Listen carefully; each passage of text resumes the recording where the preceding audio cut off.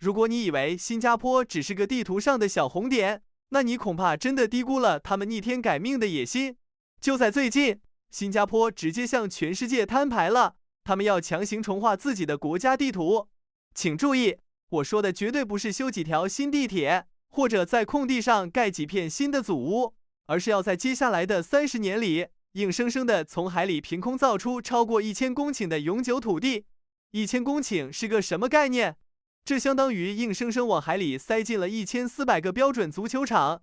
全世界一直都在惊叹新加坡是个名副其实的基建狂魔，但是很多人不知道，这疯狂填海造陆的背后，隐藏的根本不是什么房地产开发的贪婪，而是一种早就刻进新加坡人骨子里的极度硬核的生存焦虑。如果你觉得填海只是为了盖高档海景房卖给富豪赚钱，那今天这期视频我要彻底颠覆你的认知。今天我们就来深度扒一扒，从南部滨水区到东海岸的长岛计划，新加坡到底在布一个怎样跨越半个世纪的超级大局？这其中又藏着哪些连发达国家都望尘莫及的城市规划智慧？看完这期视频，你绝对会对这个国家的生存哲学有一个全新的理解。我们先来看他们打出的第一手王炸，也就是备受瞩目的南部滨水区。这不仅仅是简单的填平几条水道那么简单，这在城市规划学上简直就是一场极致的空间折叠魔术。大家可以先在脑海里猜想一下，一块紧挨着中央商业区黄金地段的土地，未来如果全部开发出来，1平米能卖到多少钱？目前，吉巴码头和丹戎巴格码头所在的这片区域，即将迎来一场长达10几年的史诗级大改造。大家可能不知道，为了腾出这块地，新加坡政府下了一盘大棋，直接把现有的世界级港口业务整体打包搬迁到大士港口，这就等于腾笼换鸟。新加坡政府的计划是要在这里填出213公顷的新大陆，足足有300个足球场那么大。他们的算盘打得极其精妙，要把布拉尼岛、圣淘沙岛和新加坡主岛之间原本割裂的水道直接填满，把破碎的岛屿缝合成一块完整无缺的陆地。这就相当于在寸土寸金的市中心旁边，硬生生撕开了一个空间折叠门，凭空变出一个全新的滨海生活圈。当其他大城市还在因为老城区拆迁成本太高、土地不够用而焦头烂额，甚至搞出各种半拉子工程的时候，新加坡的解题思路极其粗暴，而且极其有效。既然岛上已经没有多余的地了，那我就直接向大海要地。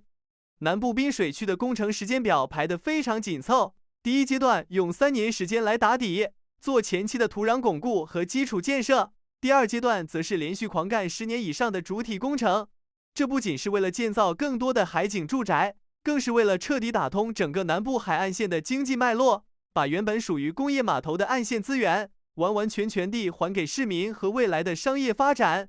这种大手笔的土地整合，是新加坡应对核心地段土地枯竭的终极解法。他们不是在原有的旧衣服上打补丁，而是直接织出了一块全新的上等丝绸。这块新造出来的土地，未来将无缝衔接现有的金融区，不仅能容纳数以万计的新居民，还会成为全球顶尖企业入驻的新高地。这就是新加坡极其可怕的执行力，不跟你玩虚的，直接用重型工程机械在海面上硬生生砸出一个未来。如果说南部滨水区是为了让新加坡人活得更好，那么东海岸即将上马的那个巨无霸项目长岛计划，纯粹就是为了让这个国家能够活下去。外行看热闹，内行看门道。长岛计划的总面积高达800公顷，这是什么概念？这可是大名鼎鼎的滨海湾面积的2倍大，这也是新加坡建国独立以来最疯狂、规模最大的一次单体填海工程。面对全球变暖，有多少城市在真正做50年后的防御规划？对于长岛，很多人第一反应肯定是这又要盖多少豪宅啊！但请大家千万注意，这根本不是什么海景房开发案，这是一座为了抵御末日危机而量身定制的国家级防御工事。根据联合国的权威预测，全球气候变暖导致的海平面上升，对地势低洼的新加坡来说，简直就是灭顶之灾。东海岸一带是新加坡人口最密集、经济活动最活跃的区域之一，这里一旦被海水倒灌，半个新加坡的经济命脉都要瞬间瘫痪。长岛的本质其实就是在东海岸外围的海面上再造一条长达10几公里的海上长城。填出来的这800公顷陆地本身就是用来阻挡海水入侵的最强物理护甲。不仅如此，新加坡政府还在这套防御系统里植入了一个超级外挂。他们打算利用填出来的长岛和新加坡主岛之间的这片封闭水域，再造一个全新的巨型淡水蓄水池。大家都知道，新加坡长期依赖从邻国马来西亚进口淡水，而那份关键的供水协议将在2061年到期。这就像是一个悬在头顶的定时炸弹。这个新蓄水池一旦建成，将极大提升新加坡的淡水自给率，进一步摆脱对外部水源的依赖，既防住了汹涌的海水，又囤积了宝贵的淡水，顺便还凭空多出了几百公顷的黄金土地，作为国家未来发展的战略储备。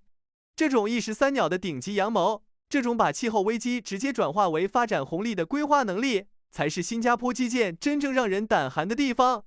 他们不仅是在造地，更是在为这个国家的100年基业上了一份最硬核的保险。全世界有无数的城市都在疯狂学习新加坡的基建和规划，但往往只学到了皮毛，根本学不到精髓。新加坡真正的护城河是那种完全超越了选举周期和政治周期的长期主义精神。大家想一想，如果一个超级工程要连续修30年，在你们那里能保证政策不烂尾，规划不走样吗？长岛计划的施工周期跨度长达几十年，新加坡政府直接把战略目光死死地锁在了2050年代。当其他地方还在为了一届任期内的政绩疯狂修路挖坑，换个领导就立马换一套方案的时候，新加坡已经在为50年后的气候难民危机提前筑墙了。更可怕的是他们极其成熟的社会动员和共识凝聚能力。为了推进长岛计划，新加坡市区重建局硬是拉着超过14000名公众进行了极其深度的讨论和意见征集。这绝对不是那种走走过场念个稿子就结束的表面听证会。从如何保留现有东海岸公园的休闲功能，到怎么在新的海岸线上增设潮间带栖息地，保护海洋生物，每一项决策都有极其详实的数据和民意支撑。这是一场自下而上凝聚国家共识的真实操练。其实填海造陆对生态的破坏往往是不可逆的，但新加坡硬是通过极其严苛的工程标准，把伤害降到了最低。为了不在填海过程中污染周围的水质，影响海洋生态，新加坡甚至主动放弃了那种最省钱、最简单粗暴的直接倾倒泥沙的做法。他们不惜花重金，采用成本极高的沙袋围堰和分级倾倒技术，不仅请来了全球顶级的海洋生物学家参与评估，还在施工前小心翼翼地把受影响区域的珊瑚礁一株一株地人工迁移到安全的保护区，确保施工区域外的海水依然清澈见底。这种在极度生存焦虑中依然能够保持绝对的理性，在经济发展和生态保护之间寻找极致平衡，并且能够把一个长达半个世纪的规划坚定不移执行下去的能力，才是这个国家最不可复制的核心竞争力。他们不相信奇迹，他们只相信规划和极其强悍的执行。新加坡重画地图的背后，本质上是一场与时间的残酷赛跑，是把深切的生存焦虑转化为惊艳世界的基建奇迹的顶级操盘。他们用213公顷的南部滨水区折叠出了城市核心区的未来，又用800公顷的长岛在波涛汹涌的海面上筑起了抵御末日气候的坚固城墙。